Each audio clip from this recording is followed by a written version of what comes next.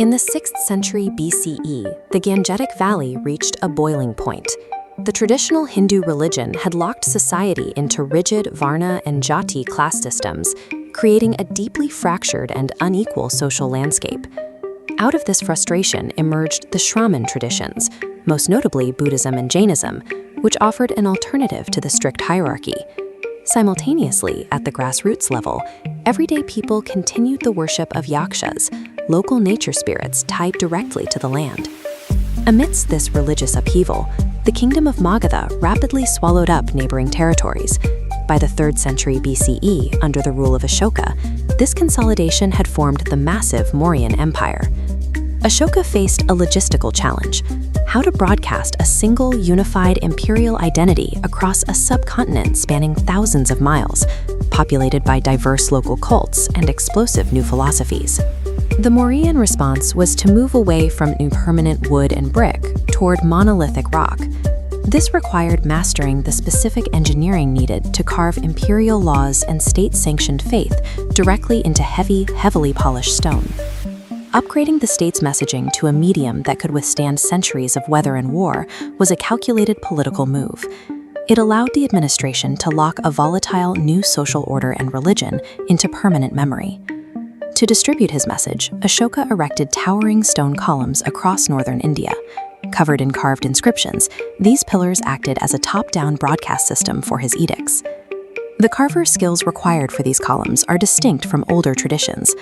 While Achaemenian empires built columns by stacking individual blocks of masonry, the Mauryan pillars were rock-cut, chiseled out from a single, massive rock slab. The Sarnath lion capital demonstrates how the Mauryans engineered complex symbolism into these monolithic structures.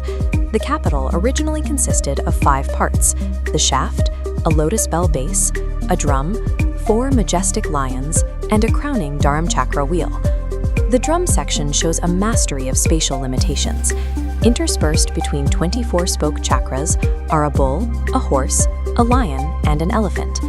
The surviving physical artifact reveals intense naturalistic detail, from the facial musculature of the lions to the stretched muscles of their feet. The entire surface bears the signature heavy polish that defines the Mauryan period. The lion capital physically embodies the Dharamchakra, the Buddha's first sermon, while simultaneously projecting Ashoka's unyielding imperial power across his territory. This stone revolution soon reached the local populace, as the state began absorbing pre-existing grassroots worship into its new material language. Long before the advent of Buddhism, the worship of yakshas and yakshinis, nature spirits, was widely popular across India. During the Mauryan period, these localized folk deities were suddenly monumentalized and given a unified physical form in stone. These statues were created with the exact same techniques as the imperial pillars. They feature the same full round physiognomy and the identical glass-like polished surfaces found on the emperor's columns. This carving style extended directly into the geography of the empire. At Delhi, a monumental elephant was modeled directly out of the bedrock, physically altering the landscape to carry an Ashokan rock edict.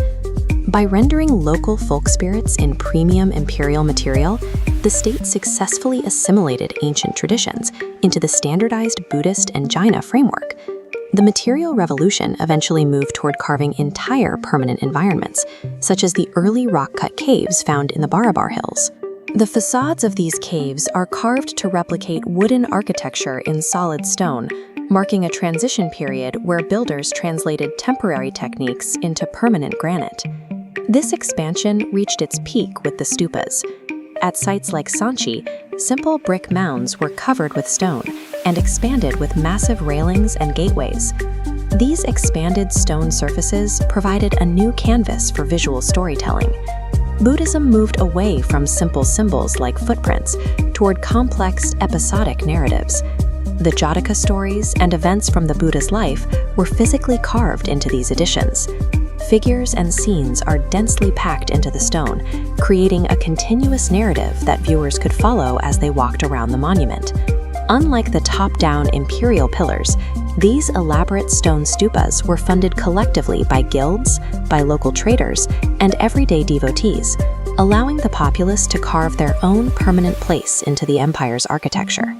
While the Mauryan Empire eventually fractured, the physical landscape of India had been permanently altered by their technological shift.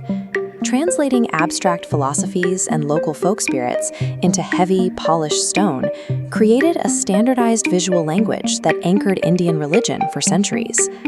Because the Mauryans chose the medium of monolithic rock over impermanent wood, their specific political and religious symbols survived millennia of history.